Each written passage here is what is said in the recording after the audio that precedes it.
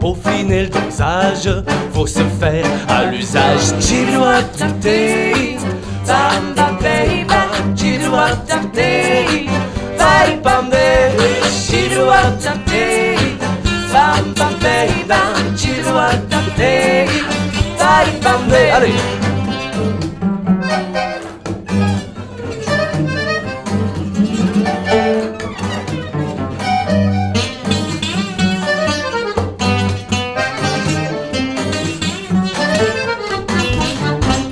Pas.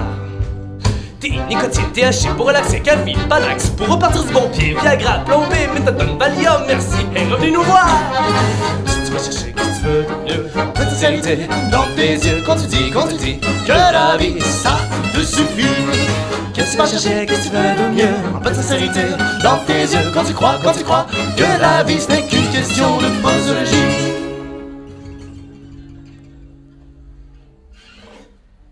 OK. Yeah! Je vais reprendre mon micro. Bon, bienvenue à La Ritournelle. Vous êtes au Sequoia 88,3 FM à l'émission Racine.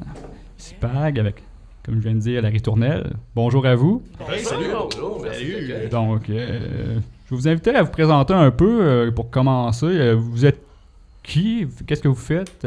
Ça part de quand, La Ritournelle? Il était une fois. Il était une fois. Très très longtemps. En fait, environ, je pense, 2000, 3000 ans environ, je sais pas trop quoi. Non, pour vrai, on pourrait dire, pour commencer, je pense qu'on est 4 musiciens. 4 musiciens, dont Kim, qui joue du violoncelle, Guillaume, qui joue de l'accordéon, Simon, qui joue plein d'instruments, en fait, qui joue de la guitare manouche, du bouzouki grec, de la mandoline et le banjo. Mm-hmm. Moi, je joue moi-même de la guitare et de la flûte traversière. On est tous des compositeurs, et puis tous des chanteurs aussi. En gros, ça pourrait commencer comme ça. C'est pas pire, je pense. La Ritournelle, en fait, ça a commencé, je pense, en 2009. Avant ça, c'est sûr que Guillaume et Jeff avaient commencé à jouer de la musique ensemble, mais la Ritournelle, on peut dire que ça aurait commencé en 2009 en jouant dans la rue à Québec. Donc, beaucoup de spectacles de rue, ça a commencé comme ça, puis ça continue toujours avec beaucoup de spectacles de rue. Et c'est ça. Là, ça ne fait qu'évoluer avec les années. Parfait. Puis, votre style de musique, vous le compareriez à quoi? Là, on est sûr qu'on vient d'entendre une pièce, mais pour du monde qui sont moins connaissants du style qui viennent d'entendre, vous associeriez ça à quoi, votre style de musique, à peu près? Un gros melting pot de plein de trucs, je pense. Ouais. Ça, c'est une belle bouillasse. On aime beaucoup, en fait, la chanson tzigane. On a une espèce de répertoire aussi de chansons françaises, un peu qu'on a acquis dans le passé. Simon, Kim aussi ont fait une tournée aux États-Unis, ce qui a influencé un peu leur style de dorénavant comme un peu folk. Puis chacun de nous, c'est ça, on écrit nos chansons en allant s'inspirer le plus possible, que ce soit à gauche, à droite, dans le swing, dans même le tango, dans un peu n'importe quoi. Mais surtout, c'est vraiment nos textes qu'on essaie de mettre à l'avant avec des harmonies vocales. Tout ça, c'est vraiment ça un peu qui fait une belle force qu'on a là. Okay, puis en parlant de vos textes, vos influences, c'est quoi qui vos influences sur l'écriture, c'est quoi qui vous inspire en ce moment et puis dans l'histoire de votre groupe là?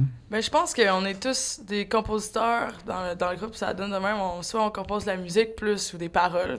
Fait que, je sais que pour moi, dans mes influences, ça donne que sur notre dernier album, Au comptoir des Nuits Blanches, c'est 2 chansons en anglais. C'est des chansons vraiment folk léger. J'aimais ça, l'espèce de simplicité de la musique, où est-ce que tu mets pas trop de variantes, mais t'entends vraiment bien les personnages, les instruments. Puis je pense que dans mon passé aussi, même chose, j'aimais ça varier, que ce soit rock. Puis en même temps, avec la ritournelle, c'est super parce qu'avec les instruments traditionnels d'Europe de l'Est, ben, tu rajoutes ça au folk, puis c'est vraiment vivant. Comme ça rajoute un aspect organique à la musique, je pense. Parfait. Puis au niveau des paroles, c'est quoi qui vous inspire le plus au niveau des thèmes de vos chansons? Ben, on a tous vraiment une plume un peu différente. Simon, exemple, pour l'instant, n'a pas tant écrit des textes, mais compose des affaires vraiment très, très instrumentalement incroyables. Mais comme moi, par exemple, j'aime beaucoup faire des critiques sociales, mais plus allégées, justement, là, en le mettant en chanson, mais un peu comme de crier un peu tout haut, ce que le monde pense tout bas, murmure, en commérant, entre amis, puis tout ça. Mais quand c'est le moment un peu de s'afficher et de dire, bah, c'est quoi tes valeurs, tu sais, c'est d'y aller, en tout cas de l'avant, moi, je m'inspire beaucoup de ça, justement, de toutes les jasettes qu'on peut avoir sur le bord d'un comptoir, puis se plaindre de la vie, se plaindre de tout, en fait, là, de ce qui se passe à la télé, comment on se sent dans la rue, qu'est-ce qui se passe, pourquoi les gens marchent, puis sans se regarder, un peu comme n'importe quoi, on peut aller puiser ça comme où on veut. Là. Beaucoup de groupes français aussi qui ont inspiré le groupe, là, dont, je sais pas, les Actes de Barbac, beaucoup aussi de vieux chanteurs mythiques de la France. Genre Donc, Edith Piaf. Ben oui, puis Jacques Brel et nommez-en. Puis, c'est une musique, surtout du monde à notre âge, des fois, c'est pas tout le temps la première musique qu'on est tenté à écouter. Fait que c'est quoi, vous autres, qui vous a donné le goût de faire... C'est ça que c'est une grosse question chiante, mais c'est quoi qui vous a donné le goût de jouer puis écrire ce style de musique-là qui est peut-être pas au début le style le plus sexy qui est de l'heure, là? Je pense que c'est le fait de la liberté que ça donne, le fait de pouvoir le jouer n'importe où, n'importe quand, pour n'importe qui. Puis vraiment, autant soit aller jouer dans la rue, partir en voyage, dans un jam, n'importe où. C'est très accessible aussi, puis ça se transporte super bien. C'est sûr que quand tu fais, je sais pas, du grind ou des affaires comme ça, quand ça te prend un kit de son, absolument, des amplificateurs, ça te prend des ordinateurs, quoi que ce soit, c'est sûr que t'es limité. Tu peux pas aller faire ça n'importe où, tu peux pas voyager avec ta guitare sur le dos à ce moment-là, t'as pas ton ordinateur puis ton 1000 kilos de son c'est dans ton pack-sac, tu sais. Fait qu'à ce moment-là, c'est ça. Je pense que c'est toute la liberté puis que ça procure en arrière de tout ça. Là. Bon. Ben, en parlant de liberté, je vais vous donner la liberté de jouer quelques autres pièces. Donc... Chacun, on parlait anglais puis tout ça, on monte dessus, c'était quoi... Les influences. Ouais, les influences. Les influences. OK, hitchhike? Ouais. Bon, ben, hitchhiking. Quand Simon va être là. C'est vraiment une pièce pour le printemps. Il faut s'imaginer sur le bord de la route, là, soit c'est la 132 ou la 138. Là. Les deux, c'est des bonnes routes à prendre quand il fait beau. Quand il fait pas beau, c'est moins drôle. Fait que la chanson est pour quand il fait beau. Fait que, imaginez votre pouce dans les airs, la petite brise printanière, puis le vlog hitchhiking.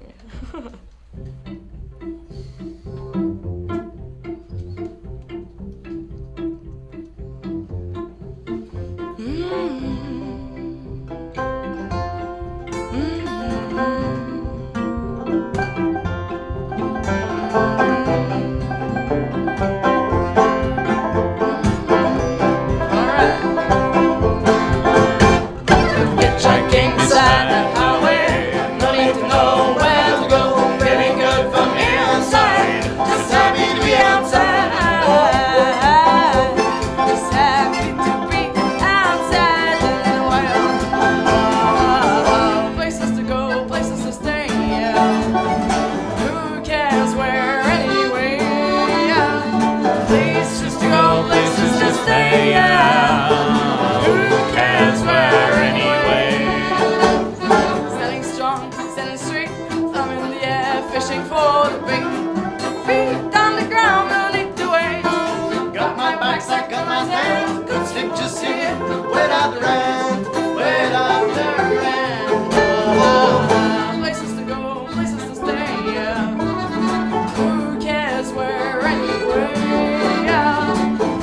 places to go, places to stay. Who cares where it